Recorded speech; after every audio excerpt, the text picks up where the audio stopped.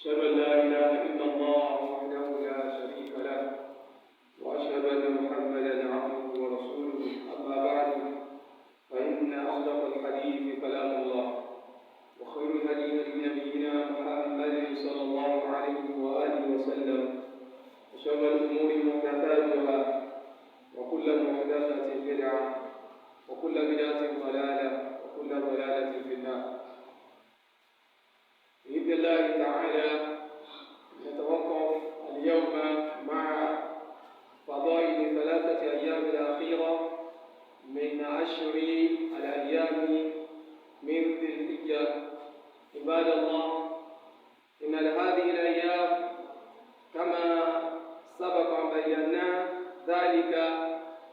في حديث النبي صلى الله عليه وسلم أن أحب الأيام عند الله أيام 10، ومن هذه الأيام 3 أيام الأخيرة اليوم التروية، وذلك يوم 8 من شهر ذي الحجة الذي نحن فيه اليوم، وكذلك يوم عرفة الذي سيأتي بعد هذا اليوم إن شاء الله تعالى، وذلك بالنسبة هذا العام هو يوم السبت غدا إن شاء الله تعالى. وكذلك اليوم النحر هو أحب الأيام عند الله، وأفضل العمل في هذا اليوم هو إراقة النحر أو إراقة الدم. أدعوكم الله سبحانه وتعالى. أجل بكم سيوباتي يوسي سيوتوسيني ودلو يبي الله، لكن أجل ونبي محمد صلى الله عليه وآله وسلم أرسل الله من النبي جل وجيش الله بني النبي جل بنا الله سبحانه وتعالى وبسالكم كتير كفوا النبي محمد صلى الله عليه وسلم. pẹ̀lú ọ̀dá tí Allah subhanahu ní òní tí ń ṣe ní ọjọ́ kẹjọ nínú oṣù Dhul-Hijja tí jíjọ́ ànábì Muhammad sallallahu alaihi wasallam tó di 1445. èyí já sí àgbéyẹ̀wò rẹ̀ òun náà ní àwọn ọjọ́ mẹ́ta tí ó gbẹ̀yìn àwọn ọjọ́ mẹ́wàá tánàbí sallallahu alaihi wasallam ní ọlọ́lá, gẹ́gẹ́ bá ti ṣàlàyé síwájú nínú hadith ànábì Muhammad sallallahu alaihi wasallam. nínú àwọn ọjọ́ wọ̀nyí òun náà ní ọjọ́ òní tí a wà ń bẹ̀ yìí táàmù sí yawmu tarwiya. yawmu tarwiya òun náà ní yawmu thamini min shahri Dhul-Hijja, ọjọ́ kẹjọ ni, gẹ́gẹ́ bí eléyìí tó bọ́ sí ọjọ́ títòní tí ń jẹ́ Juma. ọjọ́ yìí wa huwa yawmu alladhi yaqumu fihi al-hujjaju bi-dhahabi ila Mina. wọ́n ní ọjọ́ òní ó jẹ́ ọjọ́ kan tó yẹ pé àwọn alálàájì wọ́n ó gbéra, wọ́n lọ sí ààyè kan tá a mọ̀ sí Mina. wọ́n sùn ààyè Mina yìí, wọ́n wà ń bẹ̀ li ada'i manasiki al-hajj. wọ́n bẹ̀rẹ̀ sí àníyàn hajj eléyìí tí wọ́n ti torí ẹ̀ lọ. bákan náà Mina tá a sọ yìí, àwọn àfáàjọ yìí wáyé pé ibẹ̀ ni alálàájì tí a mọ̀ sí alhajj mutamatti' ẹni tó ṣe hajj tó kọ́kọ́ ṣe ń kúrọ́ tó ti bọ́ sọ́ọ́lẹ̀. Mina yìí àbáyé tó bá wà ẹni wí ẹ̀ ní Mẹ́kà nígbà tó ti bọ́ sọ́ọ́lẹ̀ yẹn, ààyè yẹn ni ó ti tún ìhrámù gbé, yóò tán níyàn hajj dà, yóò ṣẹ̀ṣẹ̀ dà níyàn hajj. gbogbo àwọn iṣẹ́ ìjọsìn tí ń ṣe tẹ́lẹ̀ yóò máa jẹ́ umrah. ẹni tó jẹ́ hajj mutamatti' yìí, òun ní àyájọ́ ọjọ́ òní yóò ṣẹ̀ṣẹ̀ dà níyàn hajj. ó yàtọ̀ sí ẹni tó ń ṣe hajj al-qiran, ẹni tó ti dá hajj àti umrah tó ti dá papọ̀ nínú àníyàn rẹ̀, àbí ẹni tí ń ṣe hajj tá a mọ̀ sí hajj al-ifrad, hajj nìkan, ẹni tó ṣe hajj nìkan. gbogbo àwọn wọ̀nyí àti ẹni tó ṣe hajj at-tamattu' tóun ti bọ́ aṣọ́ọ̀lẹ̀ tẹ́lẹ̀ yóò wá wọ́n dà níyàn lónìí. wọ́n wà ní àyè kan tí a mọ̀ sí, wọ́n lọ sí Mina, wọ́n lè gbé ìrọ́mù wọn ní Mina. ẹni tó sì wà ní Mẹ́kà, ẹni bí ẹni tó bá ti wà ní Mẹ́kà yóò gbé àníyàn hajj, yóò sì wọ aṣọ ìhrámù rẹ̀ gẹ́gẹ́ bí ẹni tó bá jẹ́ bí ọkùnrin, yóò wọ aṣọ méjì, yóò dá ọ̀kan bó ara, yóò sì wọ ọ̀kan mọ́dì. lálẹ́ ní jẹ́ pé yóò wọ pátá síbi àbí yóò wọ aṣọ wọ́n ti rán kò ní wọ̀ àmọ́ obìnrin kò ní aṣọ áràmì kan pàtó gbogbo aṣọ tó bá ti kó owó obìnrin yóò máa di aṣọ áràmì ẹ̀ ìbádọ́lá àwọn alálàájì nínú iṣẹ́ tí wọ́n ṣe ní àyájọ́ ọjọ́ òní òun náà ni pé wọ́n wà ní àyè tàbí sí mi láyìí ibẹ̀ ni wọ́n ti kí irun dúró wọ́n kí irun asir wọ́n kí irun magrib wọ́n kí irun ìṣá àwọn táwọn yìí wọ́n tún kí irun àsùbá ní àárọ̀ ọ̀la kó tó di pé wọ́n máa lọ sí àyè tàbí sí Àrafà àmọ́ ìrun tí wọ́n kì í ní Mínà lónìí tó jẹ́ dúhùrì wọ́n kà kí méjì ni nínú dúhùrì wọ́n yóò jẹ́ méjì irun asiri náà wọ́n kí ní kíni wọ́n kí méjì wọn ò ní jẹun pọ̀ pé wọ́n kí ọ̀kọ̀ọ̀kan wọn sí àsìkò wọn ni méjì wọ́n sì kì í àmọ́ tó bá dé Àrafà nígbà àyájọ́ ọjọ́ ọ̀la kọ́mọ́ bá ṣe rọrùn fún wọn àwọn táwọn yìí wọ́n dà níyà wọ́n dúró ní Àrafà tí ìrun dúhùrì àti ìrun asiri tó bá bá wọn bẹ̀ wọ́n jẹun pọ̀ wọ́n sì kì í ní méjì Ibadallah wọ́n ní ọjọ́ òní tá a mọ̀ sí ọjọ́ àyàmù tẹ́kùyà yìí ó jẹ́ ọjọ́ oríire fún gbogbo mùsùlùmí lágbàlá yìí ẹni tó sì yálà ó ṣe hajj ní àbọ̀ ní hajj ṣe àwọn tá a wà nílé náà ó jẹ́ nínú àwọn ọjọ́ gbígbà àdúrà fún wa ó jẹ́ nínú àwọn ọjọ́ tá a máa fi súnmọ́ lọ ó jẹ́ nínú àwọn ọjọ́ tá a máa fi rántí Ọlọ́run subhanahu wa ta'ala ló fi yẹ pèrè ọmọ ìyá mi wọ́n jẹ́ kásìkò yìí má jẹ́ owó waste for opportunity ni tẹ́nìkan ò lè fọwọ́ rẹ sọ ya ipá tó rómi lọ́dún tí ń bọ̀ á kàn máa bẹ lọ́wọ́ ní kọ́lọ́jì abẹ́rẹ́ rẹ kọ́lọ́jì àwọn abẹ́rẹ́ rẹ jù báyìí lọ nípa báyìí nígbà bá ti wá rọ opportunity rẹ nínú iṣẹ́ ìjọsìn ká má fọwọ́ kékeré mu ká máa rántí Ọlọ́run ọba sí lágbára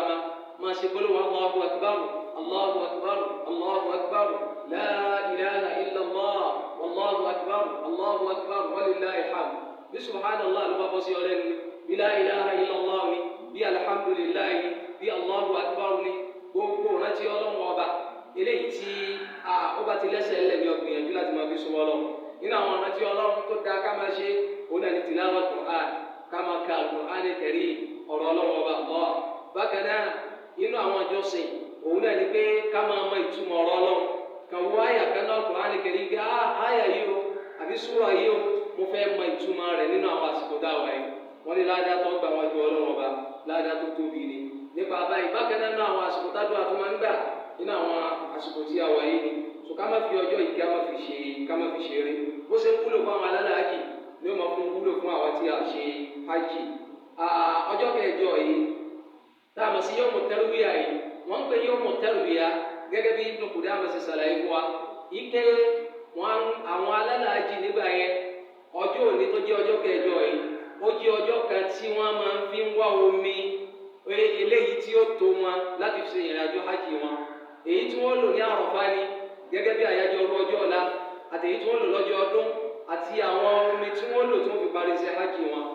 eléyìí ni wọ́n fi ń pè ní yawmu at-tarwiya àwa nítorí pé Ọlọ́run bá ti sọ gbogbo ẹ̀ ní ìrọ̀rùn níṣẹ́ pé olùtálálàájì oníbùkátà sí àwọn ìjọba Saudi Arabia wọ́n ti ṣètò rẹ̀ fún wa káwá kan ọjọ́ yìí rẹ ńgẹ̀sìn ti parí ẹ̀ ọjọ́ òun náà láṣẹ kí ni òun náà láàmà pé yawmu tarwiya bákan náà wọ́n ní wọ́n ń pè yawmu tarwiya látara yìí pé wọ́n ní ọjọ́ yìí òru ọjọ́ yẹn wọ́n ní òru yẹn ní Ànábì Ibrahim alayhi salam ló lálàá pé òun pa ọmọ rẹ̀ tó jẹ́ Ismail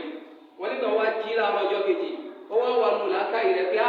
ṣé ordinary alálòun láni àbí Ọlọ́run ọba ó fẹ́ pass message kan sí òun torí àwọn àlá àwọn Ànábì Ọlọ́run nǹkan tí wọ́n ń ṣe ni nípa báyìí wọ́n ní lé èrò Ànábì Ibrahim nígbà wọn tají yẹ lórí àlá wọn yẹn wọ́n ná ó bọ́ sí àyájọ́ ọjọ́ kẹjọ yìí náà fi ń pè ní yawmu at-tarwiya Ibadallah eléyìí tí àwọn àdìbò káàtà sí mẹ́ òun náà ni pé yálà torí wọ́n wá omi náà fi sọ lọ́jọ́ yẹn ni àbí torí pé Ànábì Ibrahim alayhi salam wọ́n ronú àlá tí wọ́n lá náà fi sọ ni èyí táwọn àdìbò káàtà sí ni pé ọjọ́ ìjọsìn ló jẹ́ bá wa ká má fi ṣe kíni ká má fi ọwọ́ tẹ̀tẹ̀rẹ̀ mu pàápàá jùlọ àyájọ́ ọjọ́ òní tún kọ́ sí ọjọ́ Jumu'a Allahu Akbar nínú àwọn ọjọ́ tí Ànábì Muhammad sallallahu alaihi wasallam ní fi lọ́lá lọ́dọ̀ Ọlọ́run nínú àwọn ọjọ́ àwọn àsìkò tádùn ẹ̀dá máa ń gbà pàápàá jùlọ tàbá kí wọn alásàrì tán Ànábì sallallahu alaihi wasallam wọ́n júwe fún wa pé ayẹ ìpè wákàtí kan tó gbẹ̀yìn irú ọjọ́ òní nínú àwọn àsìkò tádùn àmọ́ gbà ní àjẹ́ pé inú àǹfààní tọ́lọ́ ọba subhanahu wa ta'ala tó sọ gẹ́gẹ́ bí àti òun náà ni pé ká ti gbogbo bùkátà wa ká ti síwájú Ọlọ́run bẹ́ẹ̀ yóò bá tiẹ̀ ní kankan tó fẹ́ tọrọ wájú Ọlọ́run tẹ́lẹ̀ ìṣẹ̀mí ayé tá ń lò nílùú tá a kìí ṣépè láàmà sẹ́lẹ̀ ìjọba ìṣépèlé ìjọba yẹn bí ìgbà tó tún fi ara ran bọ́ọ̀bù lọ́wọ́ ni wọ́n tún wá máa gbẹ̀sẹ̀ níwájú ọlọ́run èyí ṣépèlé lórí kódà kó lórí máa yàn ọ́ jẹ kó máa ṣe jàmbá fún ọ ọ̀rọ̀ olórí fi sọ́dọ̀ ọlọ́run ọba ọ̀rọ̀ olórí kò sẹ́ni tó kápá wọn tó ju dání lọ tó ju Allah lọ subhanahu wa ta'ala bẹ́ẹ̀ nìkan bá lóun fẹ́ máa kú olórí àbí yóò bá olórí jà irú onítọ̀hún yóò kàn jẹ ìyá máa kàn méje rẹ̀ nítorí gbogbo àwọn tó ń fọkàn sí pé àwọn náà ni ó sọpọ́tì rẹ̀ yóò tún jẹ́ àwọn ọmọ lẹ́yìn ó ti yé tí àwọn tó jẹ́ olórí tọ́tún ní kápálẹ́ lórí à ń bèèrè pé nínú ẹ̀sìn ọlọ́run àdúrà ni wọ́n ní káwọn máa fi ran olórí lọ́wọ́ à ní bú olórí àbẹ́lẹ́ yóò túmọ̀ sí pé ká má ṣe wáàsí fún olórí àmì wáàsí tá a ṣe fún olórí kò ní jẹ́ wáàsí ìta gbangba kò sì ní jẹ́ wáàsí yẹ̀yẹ́ nígbà táwọn á yẹ̀yẹ́ olórí ká máa wá tàbùkù wọn nítorí kùdí ẹ̀ka tó lọ́dọ̀ wọn ká máa wá yọ ọ́ bọ́ta àgbọ̀dọ̀ ṣe báwọn ìsìláàmù fọwọ́ sí bàbára wọn sáà ń ṣe bẹ́ẹ̀ wọn ò tẹ̀lé lánàá nàbì ní sallallahu alayhi wa sallam nípa báyìí àbí Allah subhanahu wa ta'ala fáwọn olórí wa kọ́lọ́mù sábà sàlékún àkọ́ máa ṣe fún wa àbí Allah kọ́lọ́mù sábà fi àánú wa kọ́lọ́mù fi sí wọn lọ́kàn ọ̀làgbàrọ̀ ọlọ́run gbogbo tó ti dàrú mọ́ àwọn náà lọ́wọ́ abẹ́lẹ́ wọn ọba kọ́lọ́mù sábà wọn tó gbogbo àwọn tó ń dàjọba náà rú wọn lọ́wọ́ abẹ́lẹ́ wọn ọba subhanahu wa ta'ala kọ́lọ́mù sábà kápá wọn ọ̀làgbàrọ̀ ọlọ́run ọ̀làrúkọ ọlọ́run aqulu ma tasma'un wastaghfirullaha li wa lakum wa lisa'iril muslimina min kulli dhanb fastaghfiruhu innahu huwal ghafurur rahim.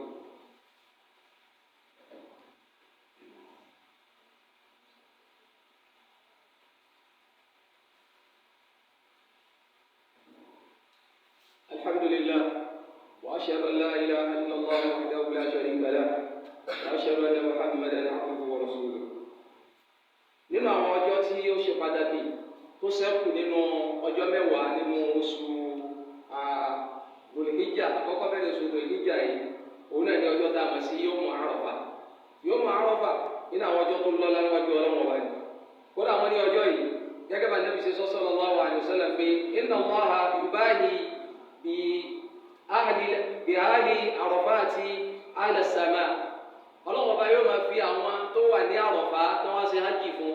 ọlọ́wọ́n máa fi wọ́n yànnà níwájú àwọn tó wà ní sámà tá a fò sáwọn màláíkà ọlọ́wọ́n bá subhanahu wa ta'ala wọn sọ báyìí pé unzuru ila ibadi ja'uni sha'athan ghubara ọlọ́run bá subhanahu wa ta'ala ànábì ni yóò máa sọ ọlọ́run máa sọ fáwọn màláíkà pé ẹ wọ àwọn ẹrú mi àwọn ni wọ́n wá yìí o wọ́n wá bá mi lẹ́nu tó yẹpẹrẹ ara wọn pé oríṣiríṣi eruku ní gbẹ̀lé wọn lórí pé oríṣiríṣi ìyẹpẹrẹ ni ó ba ẹlòmíì wọ́n lè pẹ́ ẹlòmíì lọ́ba ànídá wọn láàrin àwọn tó ń ṣe hajj ọlọ́run bá wọn eléyìí wá jẹ ọlọ́run bá lójú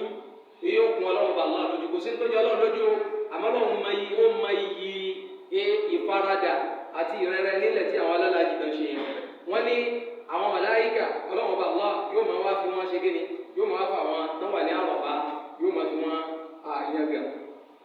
bákan náà wọ́n ní ọjọ́ yìí gẹ́gẹ́ bí àwọn Aisha ṣe ṣàlàyé ẹ̀ wọ́n ní ma min yawmin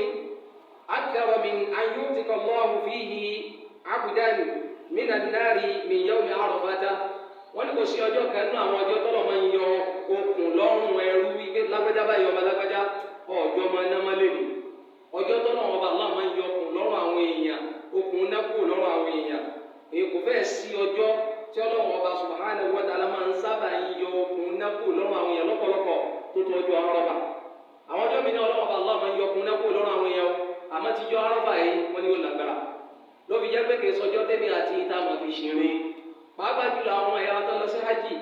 pọ́pọ́lọpọ̀ ẹlòmíì nínú wọn àsìkò ìgbà tí gbogbo àwọn aráàlú mi tán sunkún sọ́lọ́wọ́ bá lọ́ọ̀ lọ́rùn tí wọ́n ń bẹ ọlọ́wọ́ bá lọ́ọ̀ ní kíkankíkan àwọn ará áfíríkà pàápàá jùlọ àwọn ará nàìjíríà ètò wọ́ọ̀sì jù náà ní àwọn ará ilẹ̀ yorùbá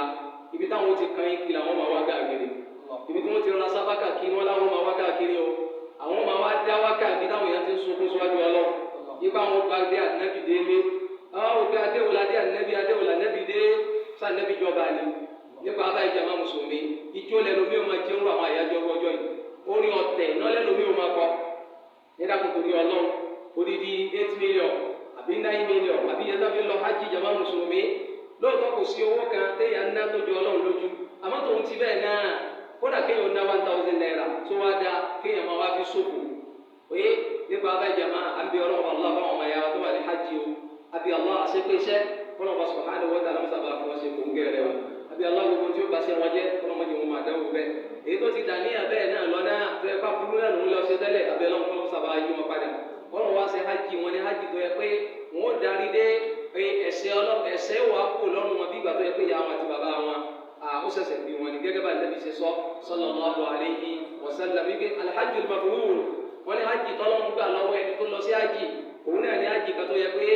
èèyàn lọ pé ó wá sí hajj yẹn bọ́lá ṣe fẹ́ ọlọ́run apá gbogbo ẹ̀ṣẹ̀ rẹ̀ rẹ̀ àpẹẹrẹ tẹ́lẹ̀ fi máa bọ́lá òun gba hajj lọ́wọ́ yẹn òun náà ní kékeré yóò dé kó máa ṣe pati kéèyàn ó dé kání lọ́júmọ̀ ní kóni ọjọ́ tá lọ́júmọ̀ pé ọjọ́ òun ò tí ì dé yóò fẹ́ lọ́júmọ̀ ní àǹkó ni ẹlòmíì ò ní lọ mọ́ṣáláṣí wọn ní kí ló dé ìtì wọ́júmọ̀ ni wíwọ́júmọ̀ bí bó so sọ́sẹ̀ ní bùkátà sọ́sẹ̀ máa dájọ́ sí ìjọ́ tó lọ sí mọ́ṣáláṣí eléyìí kò sí nínú ìwà tí mùsùlùmí òdodo ti máa ń wá abẹ́lẹ́ wọn bá Allah kọ́lọ́ sábà sàánú gbogbo àwọn ọmọ ẹ̀yà wa. ọjọ́ Àrafà yìí wọ́n nínú ọlá tó tún wà fún ọjọ́ yìí náà ní wàá náwó láyádùnú yatajalla thumma yubahi bihimul malaika fayaqulu ma arada haula. wọ́n ní ọjọ́ yìí ọlọ́wọ́ Allah máa fi àwọn tó wà ní Mẹ́kà tó wà ní Àrafà yìí máa fi wọ́n yàgẹ̀ ọlọ́wọ́ máa bẹ̀rẹ̀ lọ́dọ̀ àwọn màláíkà pé àwọn tó ń dààmú ara wa yìí tó ń dààmú ara wọn yìí kí ni wọ́n fẹ́ gan ashidu malaikati ushidu malaikati anni qad ghafartu lahum ọlọ́wọ́ Allah wa ni wọ́n fi ẹ̀yin màláíkà mi jẹ́rìí ìgbésẹ̀ rí àwọn wọ̀nyí tán rẹra wọn lẹ̀ tán yẹpẹrẹ ara wọn wájú mi mo ti ṣàforíjì fún gbogbo wọn ló fi jẹ́ pé oríire ńlá ni babalẹ̀ yẹn ná 8 million tó lọ fi bá àforíjì ọlọ́ọ̀bà aláàpàdé 8 million wọn ò tó nǹkankan o kódà kálẹ̀ yẹn ná ọ̀kántẹ́kù million pé lórí pé ọlọ́run forí ẹ̀ṣẹ̀ rẹ yóò fi jìn ọ́ ní ibi ìgbà sáyé wá nìyẹn ẹ̀tọ́lọ́ọ̀bà aláà forí ẹ̀ṣẹ̀ rẹ kí tó wá pàdé ọlọ́ọ̀bà aláà lẹ́ńtọ́lọ́ yọnu sí òun yóò sáyé wá o nítorí pé tí ó máa bẹ̀ ẹ̀dá lẹ́rù láyé jù òun náà ni pé kí ló fẹ́ bá pàdé níwájú ọlọ́ọ̀bà ló fi jẹ́ pé wọ́n ní tí èèyàn bá fẹ́ jáde láyé tó bá jẹ́ ẹni rí tatanazzalu alayhi al-malaikatu alla takhafu wa la tahzanu ọlọ́run nípa àwọn màláíkà wá sọ̀kalẹ̀ wá bá kò sẹ́nìkan tí ó fẹ́ jáde láyé tẹ́rù níbà ẹ̀rù nǹkan méjì wọn ni wọ́n bá yẹ kí ni alákọ̀ọ́kọ́ wọn náà ni pé kí ni ìlọ́pàdé wájú ọlọ́run ẹlẹ́ẹ̀kejì ni pé kó o lẹ́yìn yóò sì rí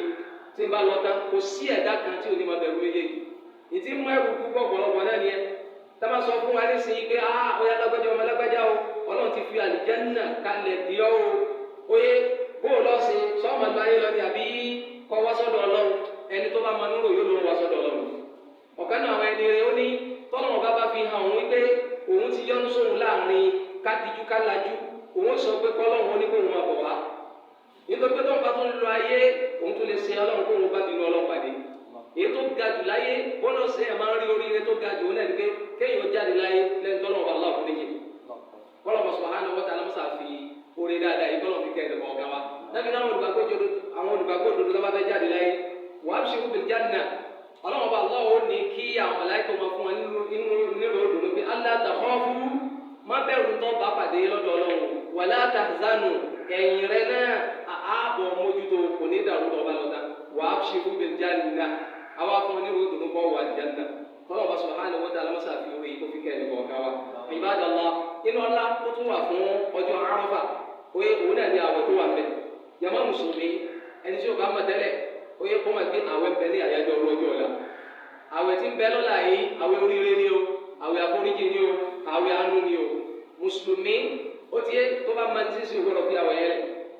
lẹ̀ àyàfi obìnrin bóyá ti máa ń ṣe menstruation abẹ́ni tálàáfíà rẹ̀ ò bá gbé ìwọ tálàáfíà rẹ̀ ò sì gbé àbọ̀ ń ṣe menstruation náà yá máa wá sí ìjọsìn míì náà ṣe ikọ̀ ọmọ wọn sí ọlọ́run mọ́jẹ́nu rẹ̀ ó gbẹ lẹ́yìn tí ó máa dárúkọ ọlọ́run ọba Allah tó opportunity kan bá tó bá dín fún ọ opportunity míì lẹ́kùn rẹ̀ sílẹ̀ ọlọ́run sì máa ṣe sí rẹ̀ gbá menstruation tó ń ṣe ni o ó wù ìwọ náà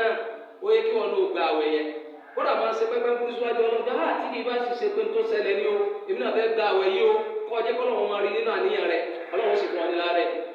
so ìwọ tó ọba wá nígbà láyé láti gba àwẹ̀ tó dáa fún òun náà ni pé mọ́jẹ̀kẹ́nu rẹ̀ ó tutù àbí mọ́jẹ̀kẹ́nu rẹ̀ ó gbẹ lẹ́ni tí ó máa rántí ọlọ́run ọba Allah nínú àwọn àsìkò gbígbà àdúrà òun náà ni àyájọ́ ọjọ́ ọ̀la Ànábì Muhammad sallallahu alayhi wa sallam Ànábì ní khayru du'a yawmi Arafah Ànábì ládùúgbà tó dáa jù àdúrà tó lọ́lá jù òun náà ni àdúrà ọjọ́ Arafah wa khayru ma qultu ana wan nabiyyuna min qabli la ilaha illa Allah wahdahu la sharika lahu lahul mulku wa lahul hamdu wa huwa ala kulli shay'in qadir Ànábì wa ní ètò lórí jù náà